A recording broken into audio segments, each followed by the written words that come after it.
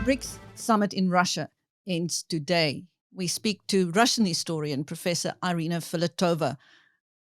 Welcome, Professor. Hello. Russian President Vladimir Putin must be very pleased with himself. He has shown the West that it has not been able to isolate him. Would you describe the summit as a triumph for him? I would agree with this definition. It is certainly true because, look, more than 20 heads of state came to Kazan to shake his hand, and they were very important heads of state.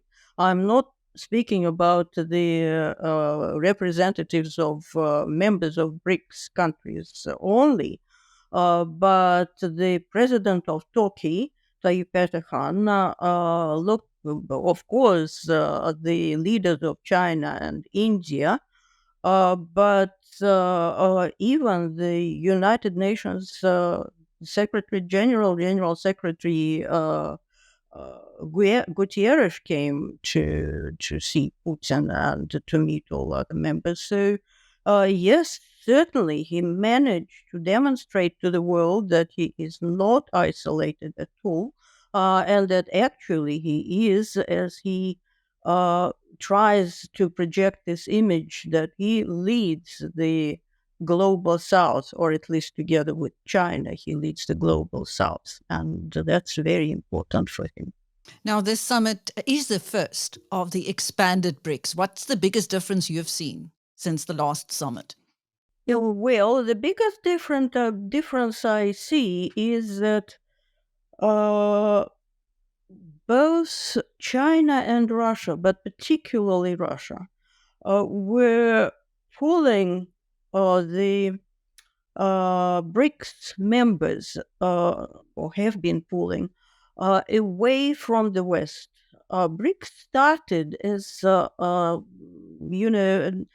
as a group of countries which is not challenging the West. It just wants to adjust the world, the global economic and political system to suit their interests better.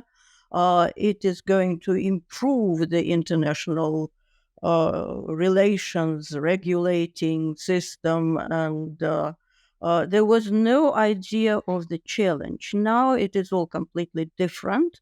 And I think that the addition of the new members, particularly of such a member as Iran, did push BRICS away from the West and away from the cooperation with the West, in which not every BRICS country is interested, and not every BRICS country will agree to that. But the rhetoric has certainly become more anti-Western, more challenging, and to the degree that some countries, like Iran, for example, would like to get rid of that Western-dominated world completely. I mean, Western-dominated international institutions, global economic system, global political system, and so that's the idea. I think that was the result of the enlargement of BRICS. Now, more countries still want to join BRICS. Would further expansion strengthen BRICS, or would it complicate the power play? Because ultimately, who's going to have the most power? Well, we do not know what will happen with the expansion, to tell you the truth. We do not know to what extent China will be able to play the dominant role as it did economically and politically since the Russian invasion of Ukraine. And China also has a huge political influence there. But, we do not know what is going to happen. My impression is that the further enlargement will complicate finding the consensus, because BRICS does not have any rules guiding the members. Everything is achieved by consensus. And whether any consensus will be easy to achieve or even possible to achieve with so many states participating, I do not know. But one thing is certain, and that is that the global South, global East, demonstrate their might, their power their ability to influence the world's events to the Western dominated world. What would the impact be of a new BRICS financial system on the current global financial system? So far, the West didn't pay much attention to what BRICS does or what resolutions it takes. They want the improved, better system of financial relations. Okay, we can go along with that. We are working on it ourselves. We understand that it needs to be reformed. But so far, there was no um, concrete danger or concrete threat coming from BRICS to the existing financial institutions. Now, BRICS has come with the idea of a common currency. This does not mean that there will be the sort of material expression of currency like the dollar notes or whatever. This is a digital currency, and it's not even a currency. It is a system of uh, the digital platform, which will allow the trans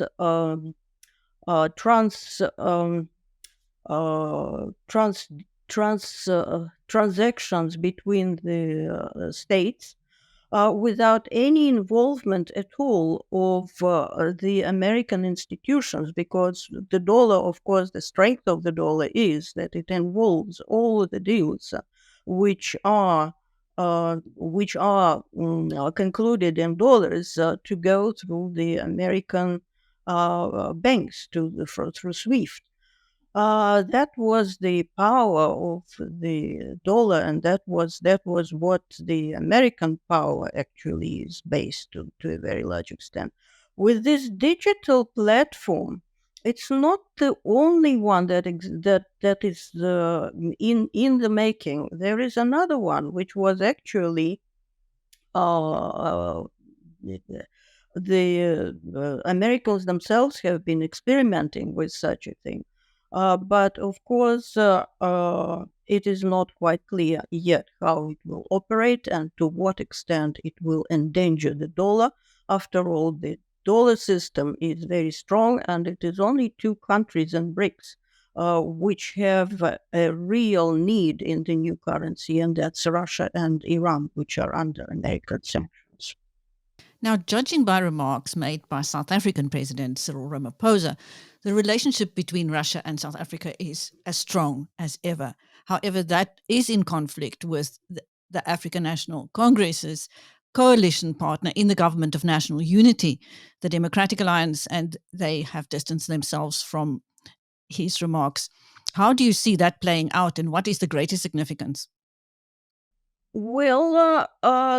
Actually, this is a reflection of what the new multipolar world is going to look like, if you will, because BRICS sees itself as fighting for a new multipolar world. We do not know what is going to happen in this new multipolar world, but it will be full of such contradictions. Of course, the foreign policy is not the most important question for GNU. And so far, the DA has agreed to unwillingly and with objections, but managed to participate in the GNU despite these contradictions. What is important for it is the domestic policy. But what happens in the future when these issues become more and more and more important? If you look at the position of South Africa in this BRICS, at this BRICS meeting, what Ramaphosa said there was that the Security Council is ineffective and it cannot even um, implement the decisions of the International Criminal Court, where South Africa was very active. But the contradiction in this position is that South Africa is very active in denouncing the Israeli war against Hamas, but it is absolutely silent about Russia's war against Ukraine. So, how this is going to be resolved by the enlarged security council, which South Africa is fighting for, together with other African countries and other countries of BRICS, I am not sure. Even the enlargement itself is rather a contradictory point. Because not everybody, not every member of BRICS wants this enlargement, and not every member of BRICS agrees about who should participate and on what conditions. So, whether these issues are going to be peacefully resolved remains to be seen. What would you describe as the biggest takeout from this summit? Biggest takeout.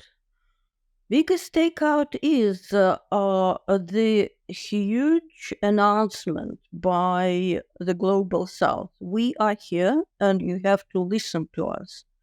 But the message of that Global South, apart from it being annoyed with the Western dominated world, is not quite clear yet. And it will not be clear for a very long time. It may be that this summit actually was a point of in the international relations and in the global situation that we shall remember as a turning point, which will mark the final strengthening of the rest at the expense of the West, or it may not. It may be completely different, and the world may collapse into a host of different groupings, conflicts, and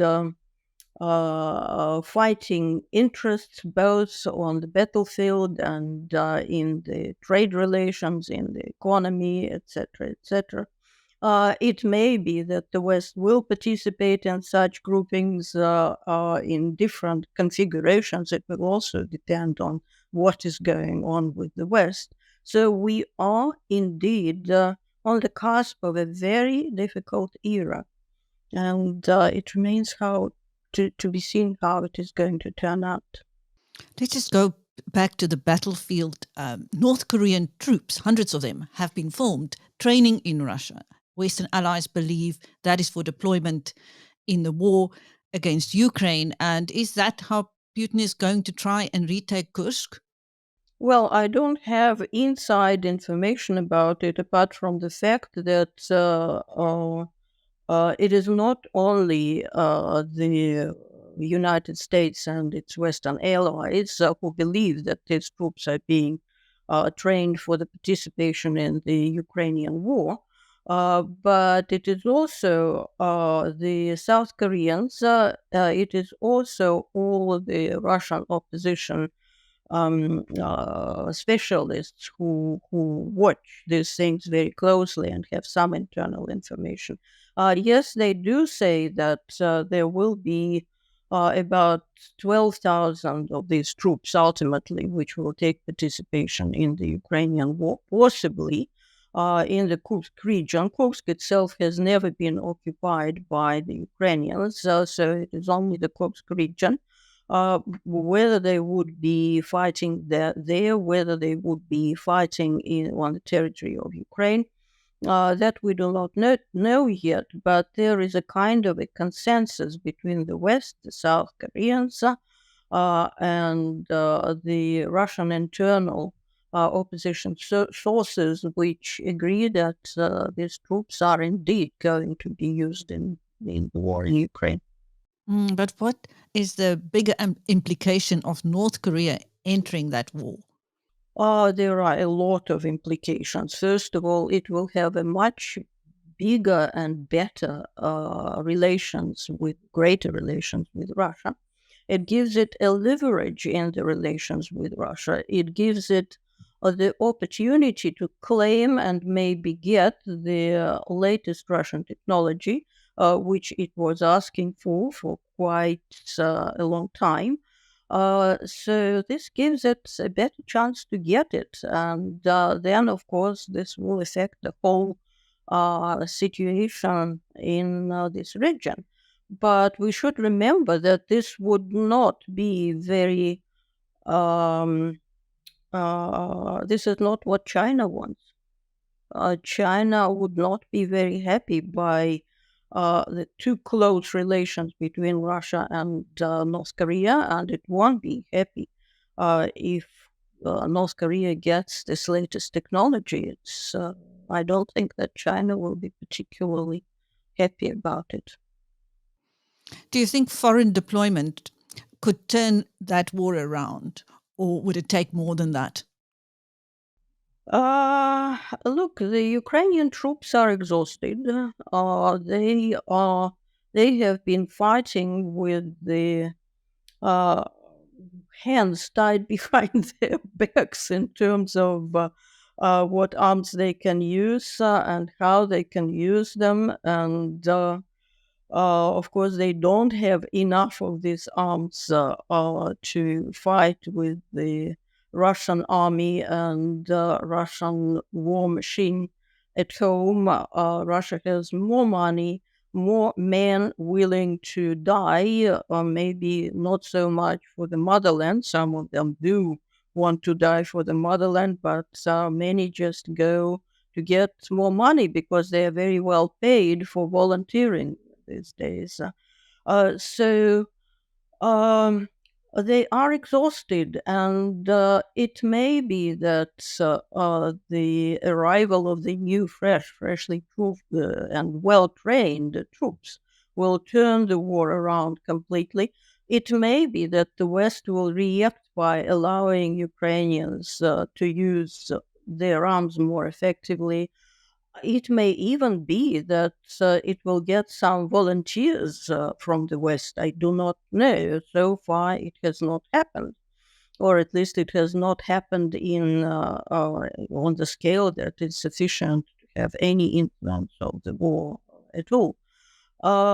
We do not know. Zelensky himself is speaking about the peace plan or victory plan. So he may be quite ready to negotiate about something.